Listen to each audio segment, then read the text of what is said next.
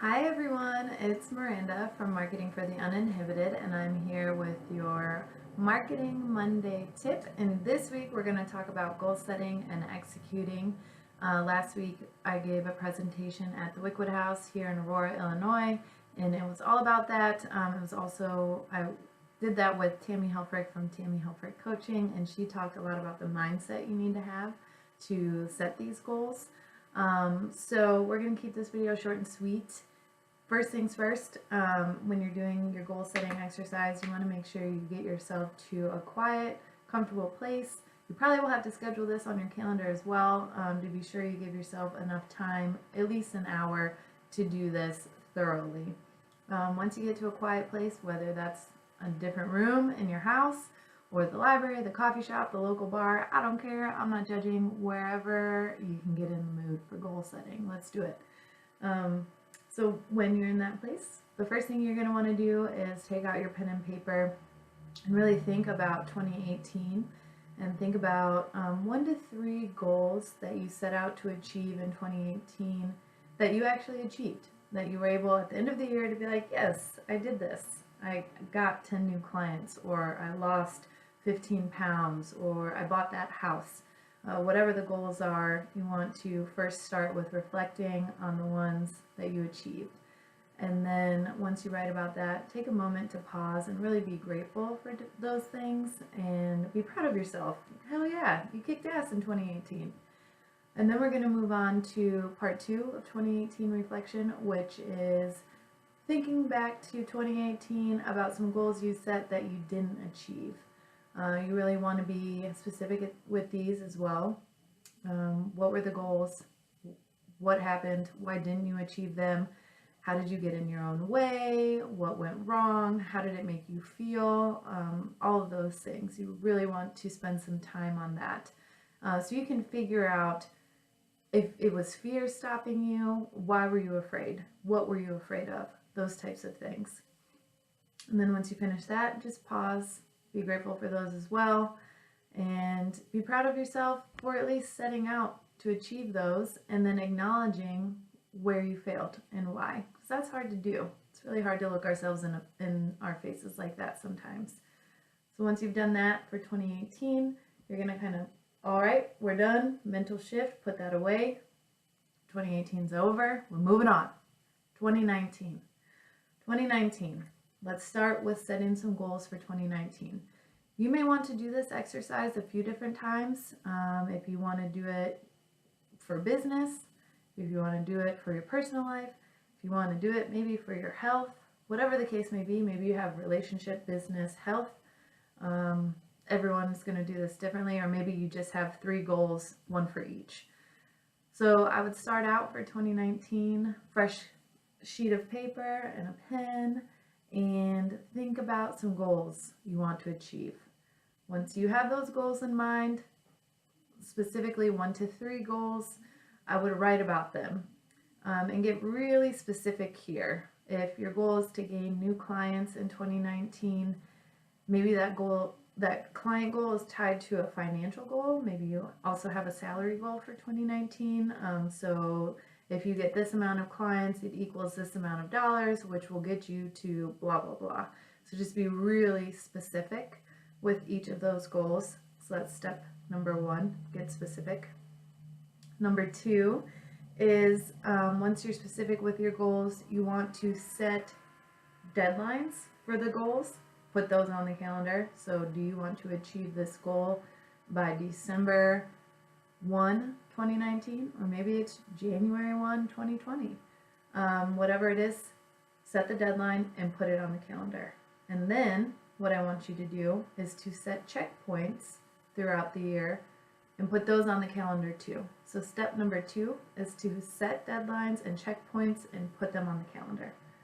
Step number 3 then is to think about your deadlines, your checkpoints, and what little baby steps have to be taken in between each of those checkpoints in order to get you to the next one. So for a lot of us, this means creating new habits on a daily or weekly basis. And I would suggest carving out the time right now, if it's a weekly or a daily habit, and putting that on your calendar as well. Obviously, we're human. We all have different schedules. Things happen that, changes, plans change, blah, blah, blah. I get it. But getting it on the calendar now will make it a non-negotiable when it comes time to rearranging your schedule. Because if you are like getting hit, maybe your clients are rearranging the schedule in the morning, or somebody canceled, or your kid got sick, and now your day is all thrown off. Just looking at your calendar, whether it's your planner, like physical planner, or I use my Google Calendar. You all know I'm crazy. I swear by that thing. Just taking a glance at your day and you're like, oh yeah, I have to go to the gym today. Today's day 3 of the week that I promised myself I'd get to the gym. So step 1, get specific with your goals. Step 2, set deadlines and checkpoints and put them on the calendar. Step 3, think about baby steps and little habits that you need to take action on a regular basis to get to those checkpoints. So baby steps, also small steps, have the ability to create big changes. And then step 4 is to find an accountability partner. Maybe this is your child. Kids are really good at being easy and they want to be responsible with something, and that's a cool responsibility to give your kid.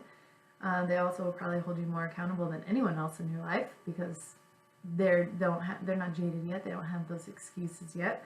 And if it's not your child, maybe it's your best friend or your mom or your significant other, just someone you trust and someone that you can count on to hold you accountable when you're not showing up for yourself for whatever that may be. Maybe you're sick, maybe you're tired, maybe you're hungover, I don't know.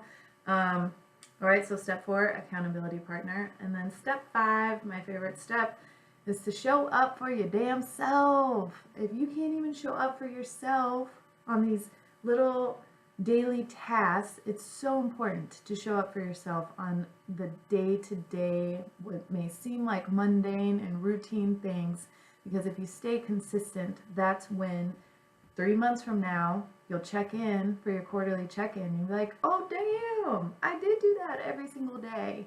And a great example of this, I love Yoga with Adrienne. She's on YouTube. She releases a free yoga video every Sunday.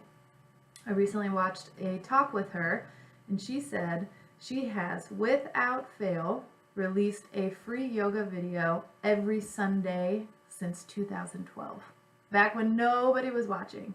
They had less than 100 people for like the first 2 to 3 years of Yoga with Adrienne. And obviously now, if you're aware, follow her, whatever you don't, she's amassed millions of followers and takes her yoga on the show and has a whole road show. And so that's a really, really good example of showing up for yourself, even if no one else is showing up to watch you or support you. And a good reason or example of why it's so important to stay consistent with yourself and your audience for marketing terms.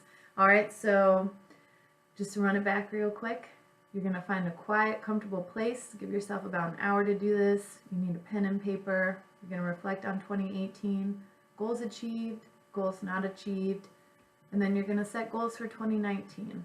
And when you set those goals, I want you to get as specific as possible. And then I want you to put deadlines and checkpoints on your calendar.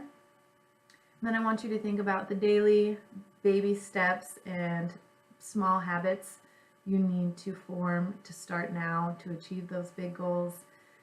Number 4, find an accountability partner, someone you trust that you know will hold you accountable. Don't cheat, and don't find that friend who's like, you know what, that's okay, you can skip this week. No, no, no. Find you that friend that's like, girl, don't do that.